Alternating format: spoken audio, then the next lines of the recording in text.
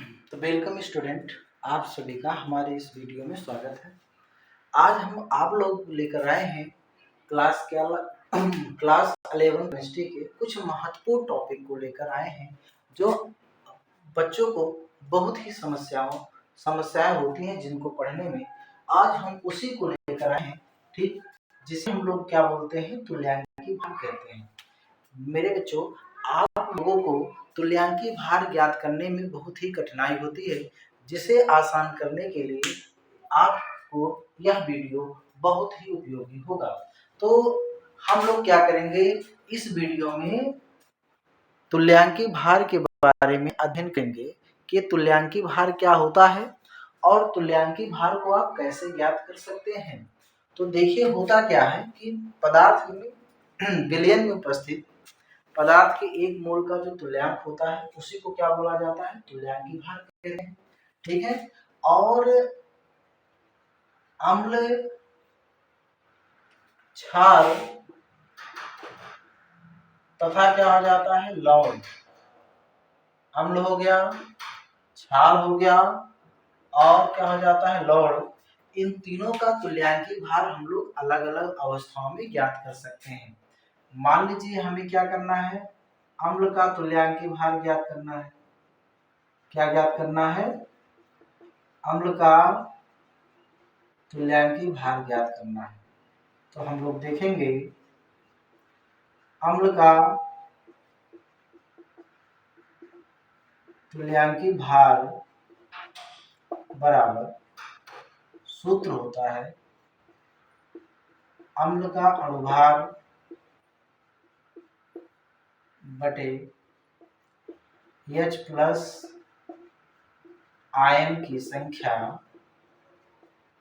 या फिर इसी को क्या बोला जा सकता है, अम्ल की क्षारकता कहा जाता है। ठीक है।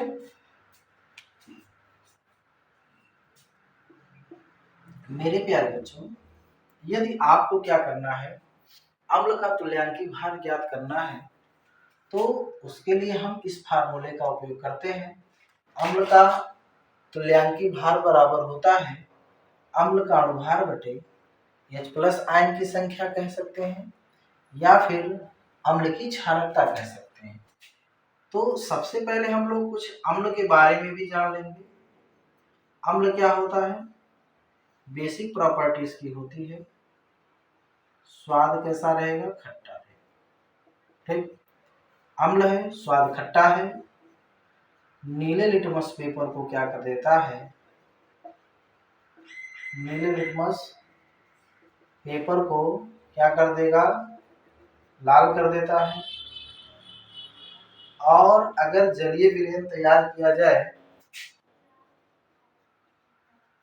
जलीय विलयन में OH माइनस आयन देता है। स्वाद खट्टा है, नीले लिटमस पेपर को क्या कर देता है, लाल कर देता है। जलीय विलयन में क्या देता है, सॉरी, OH नहीं देता बाबू, H प्लस आयन देता है। ठीक है। जलीय विलयन में कौन सा देता है, H प्लस आयन देता है। अब कुछ अम्लों के बारे में हम लोग जानेंगे। जैसे हो जाएगा H2SO4, सल्फ्यूरिक अम्ल हो गया, ये हो गया HNO3, नाइट्रिक अम्ल। HCl क्या हो जाता है, हाइड्रोक्लोरिक अम्ल हो गया, और इसे हम लोग क्या कहते हैं, नाइट्रिक अम्ल कहेंगे। और इसे क्या कह लेते हैं, सल्फ्यूरिक अम्ल कह लेते हैं। ठीक। अब मान लीजिए हमें क्या करना है, इस सल्फ्यूरिक अम्ल का क्या ज्ञात करना है, तुल्यांकी भार ज्ञात करना है। पहला एग्जाम्पल आपका है, मान लीजिए आपको H2SO4 का तुल्यांकी भार मान लीजिए ज्ञात करना है, ज्ञात कीजिए। ठीक। तो सबसे पहले आप क्या करेंगे, सूत्र लगाएंगे। क्या होता है, H2SO4 एक अम्ल है, और इसका जब आप डिसोसिएशन करेंगे मेरे बाबू, डिसोसिएशन माने टूटना, और एक किसमें टूटेगा, जिससे मिलकर के बना होता है। H2SO4 H प्लस आयन और SO4 डबल माइनस आयन से मिलकर बना है, तो ये किसमें डिसोसिएट होगा, 2H प्लस आयन प्लस क्या हो जाता है SO4 डबल माइनस आयन से मिलकर क्या हो जाता है, बना होता है। ठीक है, अब आप देखेंगे H2SO4 का क्या ज्ञात करना, आपको तुल्यांकी भार ज्ञात करना है। तो आप देखेंगे यहाँ पे H2SO4 का यहाँ हो जाएगा अणुभार बटे क्या हो जाता है, H प्लस आयन की क्या हो जाता है, संख्या। ठीक, H2SO4 का तुल्यांकी भार बराबर क्या हो जाता है, H2SO4 का अणुभार बटे क्या हो जाता है, किसकी, H प्लस आयन की क्या हो जाता है, संख्या। H2SO4 का अणुभार जो दिया गया है कितना दे दिया गया है, 98 दिया गया है। और आप देख पा रहे हैं मेरे बाबू कि यहाँ पर H प्लस आयन की संख्या कितना दिया गया है, 2। ठीक है, तो 2 से इसमें भाग दे देंगे, कितना आ जाएगा, 49 क्या आ जाएगा, ग्राम प्रति कितना हो जाएगा, यानी क्या हो जाएगा, 49 आ जाएगा। किसका तुल्यांकी भार निकल के आ जाएगा, किसका, H2SO4 का तुल्यांकी भार जो निकल के आएगा मेरे बाबू 49 आएगा। ठीक है, और हमने कैसे इसको कैलकुलेट किया है आपको बहुत ही स्पष्ट तरीके से यहाँ पे समझाया गया है कि यहाँ पर हम इसका सूत्र लगाएंगे, H2SO4 का तुल्यांकी भार बराबर होता है H2SO4 का भार बटे H प्लस आयन की संख्या। यहाँ देखिए H प्लस आयन की संख्या के स्थान पर आप क्षारकता भी ले सकते हैं, क्या, अम्ल की क्षारकता। तो देखिए अम्ल की क्षारकता से आशय क्या होता है कि जितना यहाँ पर H प्लस आयन है उतना ही OH माइनस आयन ले लिया जाए, तो जितना, ठीक है, तो वही उसकी क्या कहलाएगी, क्षारकता। जैसे यहाँ पर 2H प्लस आयन है, ठीक है, और इसी के बराबर हम क्या ले लेते हैं, OH माइनस आयन, अर्थात 2H माइनस आयन हो जाएगा, और इसी को हम क्या बोलते हैं, इसकी क्षारकता कहते हैं। ठीक है, बात समझ में आ गया। दूसरे स्टेप में समझ सकते हैं कि यहाँ पर 2H प्लस आयन है, इसको आपको मान लीजिए किस में बदलना है, जल में बदलना है। तो जल में बदलने के लिए इसमें जितना आपको OH माइनस आयन मिलाना पड़े वही इसकी क्या कहलाएगी, क्षारकता। तो आप सीधे सीधे जानते हैं जितना H प्लस आयन है उतने ही आपको क्या करना पड़ेगा, OH माइनस आयन मिलाना पड़ेगा। ठीक है, तो आप देख रहे हैं यहाँ से क्या बनेगा, H2 बन जाएगा, यही इसकी क्या कहलाती है, क्षारकता। तो आप चाहे H प्लस आयन की संख्या रख लेंगे चाहे OH माइनस आयन की संख्या रखेंगे, दोनों ही बराबर है, तो इसलिए हम लोग डायरेक्ट क्या कर लेते हैं, H प्लस आयन की संख्या को रख लेते हैं। ठीक है, चलिए अगला एग्जाम्पल और लगाते हैं। मान लीजिए आपको क्या करना है, HCl का तुल्यांकी भार ज्ञात करना है, किसका, HCl का तुल्यांकी भार ज्ञात करना है। तो उसके लिए हम लोग क्या करेंगे, फार्मूला लगाएंगे पहले। ठीक है, HCl का तुल्यांकी भार, तो यहाँ सूत्र लिखेंगे, HCl का तुल्यांकी भार बराबर क्या हो जाएगा, HCl का अणुभार हो गया, ठीक, बटे क्या हो जाता है, H प्लस आयन की क्या हो जाता है, संख्या होता है। ठीक है, अब आप देखेंगे अगर H प्लस HCl है तो किसका, किसमें डिसोसिएशन होगा, जिससे करना होगा। तो ये HCl जो होता है H प्लस आयन से और Cl माइनस आयन से क्या हो जाता है, करना होता है। ठीक है, तो यहाँ पर आप देखेंगे क्या हो जाएगा, HCl का क्या हो जाएगा, तुल्यांकी भार बराबर, यहाँ पर देखेंगे HCl का क्या हो गया, HCl का अणुभार बटे H प्लस आयन की संख्या। तो HCl का अणुभार जो होता है निकाल लेंगे हम लोग, कैसे निकालेंगे, हाइड्रोजन का 1 है, क्लोरीन का कितना होता है 35.5, दोनों कैलकुलेट करेंगे 36.5 आएगा, तो यहाँ लिखेंगे 36.5, और इसमें H प्लस आयन की संख्या 1 है, 1 से इसमें डिवाइड करेंगे 36 कितना हो जाएगा 5। तो यहाँ पर HCl का तुल्यांकी भार आपको कितना प्राप्त हो गया है, 36.5 प्राप्त हो गया है। तो मेरे प्यारे बच्चों, हम लोगों ने यहाँ पर एक बहुत ही महत्वपूर्ण टॉपिक तुल्यांकी भार की गणना करने के बारे में सीखा है, और इसमें हमने क्या सीखा है, अम्लों के तुल्यांकी भार की गणना करना सीख लिए हैं। अब मेरे प्यारे बच्चों, हम लोग अम्ल के बाद क्षार के तुल्यांकी भार की गणना करना सीखेंगे। अम्ल का तुल्यांकी भार की गणना हम लोगों ने सीख लिया है। अब हम लोग क्या करेंगे, क्षार जो होता है यानी बेस, क्षार के तुल्यांकी भार की गणना करेंगे। ठीक है, तो यहाँ पर हम क्या करने जा रहे हैं, क्षार का तुल्यांकी भार ज्ञात करना सीखेंगे। ठीक, क्षार का तुल्यांकी भार कैसे ज्ञात किया जाता है, तो उसके लिए भी सूत्र होता है क्या, क्षार का क्या हो जाएगा, तुल्यांकी भार बराबर क्या हो जाएगा, क्षार का अणुभार बटे OH माइनस आयन की संख्या, या फिर आप इसी को क्या कह सकते हैं, अम्लता कहें। ठीक है, तो अम्लता क्या होता है मेरे बाबू, कि जितना यहाँ पर OH माइनस है उसी के बराबर अगर यहाँ पर H प्लस आयन ले लिया जाए, ठीक है, तो वही उसकी क्या कहलाता है, अम्लता कहलाता है। तो या आप चाहे OH माइनस आयन ले लें, चाहे उसी के बराबर H प्लस आयन ले लें, ठीक है, तो इस प्रकार क्या हो जाता है, चाहे OH माइनस आयन की संख्या ले लें, चाहे क्या हो जाता है, अम्लता के जगह पे H प्लस आयन की संख्या ले ली जाए। ठीक है, तो सबसे पहले हम लोग देखेंगे क्षार के कुछ लक्षण जो होते हैं। क्षार के जो लक्षण होते हैं आप लोग जानते भी होंगे कि क्षार जो होता है, क्षार का स्वाद कैसा होता है, कड़वा होता है। ठीक, और जो होता है यह लाल लिटमस पेपर, यह लाल लिटमस क्या करता है, पेपर को क्या कर देता है, नीला। ठीक, यह लाल लिटमस पेपर को क्या कर देता है, नीला। ठीक, क्षार का स्वाद कैसा होगा, कड़वा। लाल लिटमस पेपर को क्या कर देता है, नीला।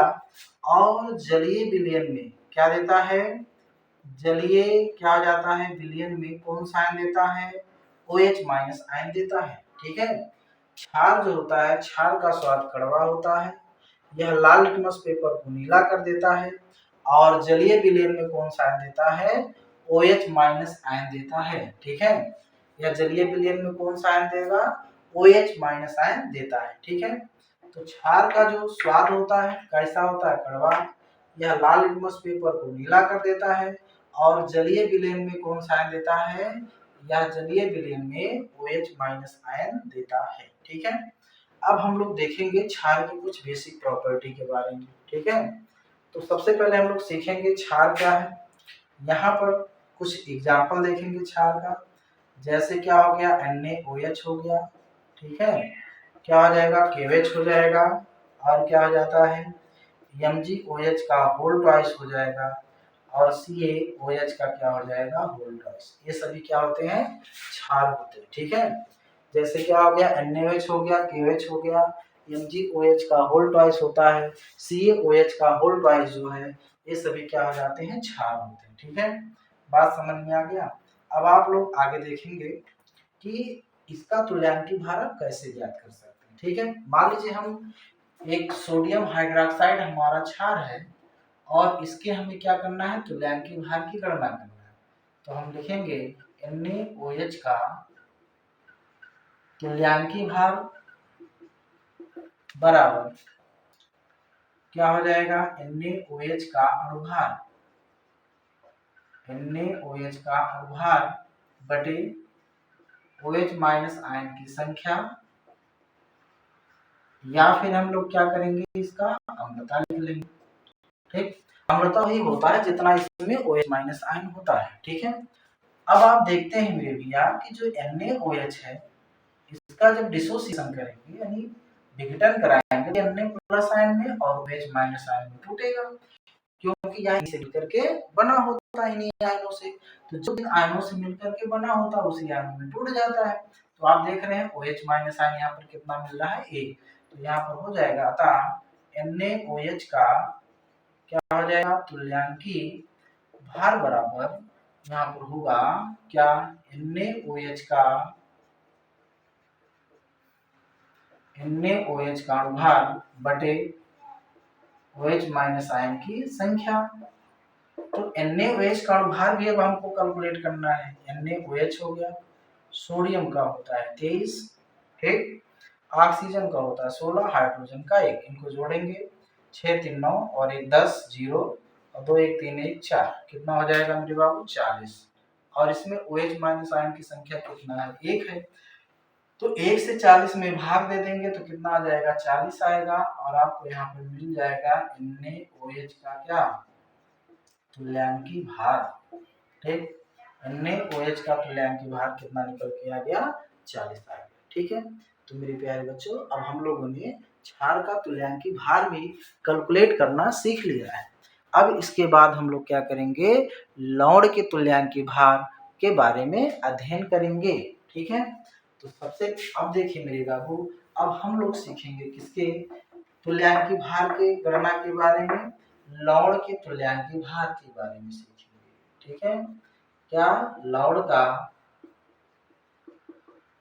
तुल्यांकी भार, ठीक, किसके तुल्यांकी भार के बारे में, लौड़ के तुल्यांकी भार के बारे में हम लोग सीखेंगे, ठीक है, कि हमारा लौड़ का तुल्यांकी भार क्या होता है, ठीक है।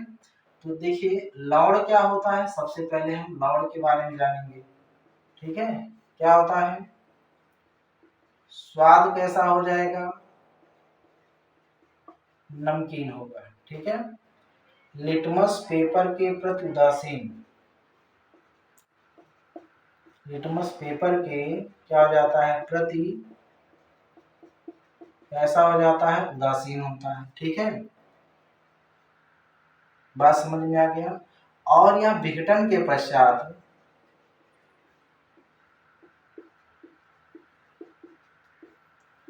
धनायन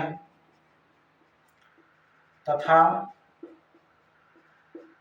क्या देता है, ऋणायन, विघटन के पश्चात या क्या देता है, धन आयन तथा क्या दे देता है, ऋणायन देता है, ठीक है। लौड़ का तुल्यांकी भार कैसे कैलकुलेट करेंगे, यानी यहाँ सब जानेंगे हम लोग कि लौड़ क्या होता है। लौड़ का जो स्वाद होता है नमकीन होता है, लिटमस पेपर के प्रति यह उदासीन होता है, यह विघटन के पश्चात धनायन तथा ऋणायन देता है। जैसे क्या हो जाएगा आपका NaCl हो जाएगा, KCl हो जाएगा, MgCl2 हो जाएगा, और क्या हो जाएगा जडियम क्या हो जाएगा Cl2, ये सभी क्या हो जाते हैं, लौड़ होते हैं, ठीक है। क्या हो जाते हैं, सभी लौड़ होते हैं, ठीक है। इसके साथ साथ क्या लिख सकते हैं, कैल्शियम एसीटेट, ठीक है, यानी CH3 क्या हो जाएगा, CH3COO का होल ट्वाइस Ca, ये सभी क्या हो जाएंगे, साल्ट में आएंगे, ठीक है। अब हम लोग देखेंगे किसका, NaCl का तुल्यांकी भार मान लीजिए कैलकुलेट करना है, ठीक है। NaCl का तुल्यांकी भार आप लोगों को ज्ञात करना है। तो NaCl का जब आप डिसोसिएशन करेंगे तो टूटेगा किसमें, Na प्लस आयन में और Cl माइनस आयन में, अर्थात जो यौगिक जिस आयनों से मिलकर बना होता है डिसोसिएशन के पश्चात उसी आयनों में टूट जाता है। तो यहाँ पर हमें लिखना है क्या, NaCl का क्या हो जाएगा, तुल्यांकी भार, NaCl का तुल्यांकी भार बराबर क्या हो जाएगा, यहाँ से देखेंगे NaCl का क्या हो जाता है, अणुभार, ठीक है, बटे धनायन या क्या हो जाता है, ऋणायन की संख्या, ठीक है। आप क्या लिख सकते हैं, धनायन की संख्या या फिर किसकी संख्या, ऋणायन की संख्या। तो यहाँ पर आप देखेंगे NaCl का अणुभार क्या हो जाएगा, सोडियम होता है 23, क्लोरीन कितना होता है 35.5, तो 5 3 कितना हो जाएगा 8, 3 2 कितना हो जाएगा 5, कितना हो जाएगा 58.5 हो जाएगा, ठीक है, 58.5 हो गया। धनायन और ऋणायन की संख्या इसमें होगी, 1 से भाग देंगे कितना हो जाएगा आपका 58.5, अर्थात क्या हो जाएगा NaCl का क्या हो जाएगा तुल्यांकी भार, ठीक है, NaCl का तुल्यांकी भार बराबर कितना हो जाएगा 58.5 हो जाएगा। तो मेरे प्यारे बच्चों, ठीक है, हम लोगों ने अम्ल क्षार और लौड़ का तुल्यांकी भार जो होता है ज्ञात करना सीखे हैं। यदि आपको किसी भी अम्ल क्षार या लौड़ के तुल्यांकी भार की गणना करना में समस्या होगी तो आप हमारे इस वीडियो में, ठीक है, वीडियो को सब्सक्राइब कर दें, लाइक कर दें तथा कमेंट कर दें। जिस यौगिक के बारे जिस अम्ल, क्षार और लवण का तुल्यांकी भार आपको ज्ञात करने में असुविधा होगी, उस पे भी हम वीडियो बना देंगे। ठीक है, तो मेरे प्यारे बच्चों, अब आप आशा है कि आप लोगों को तुल्यांकी भार ज्ञात करने में कोई भी असुविधा नहीं होगी। मान लीजिए किसी यौगिक का या अम्ल, कोई क्षार, कोई लवण जिसका आप तुल्यांकी भार ज्ञात नहीं कर सकते हैं, उसको कमेंट करके भेज दीजिएगा, हम उस पे भी एक वीडियो बना देंगे। Thank you.